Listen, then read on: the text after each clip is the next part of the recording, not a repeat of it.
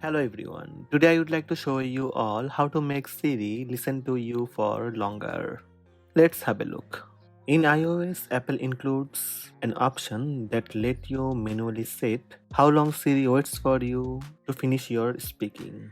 First, open Settings app on your iPhone or iPad.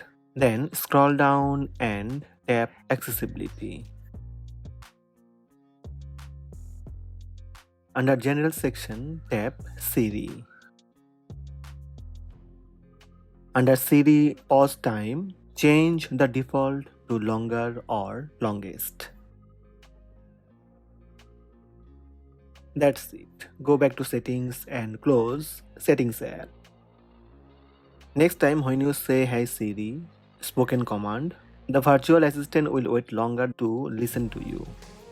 So these are the steps to make Siri listen to you for longer and longest. Hope this video helped you. Please subscribe my channel by tap subscribe button. Also tap the bell icon to receive notifications about all new videos.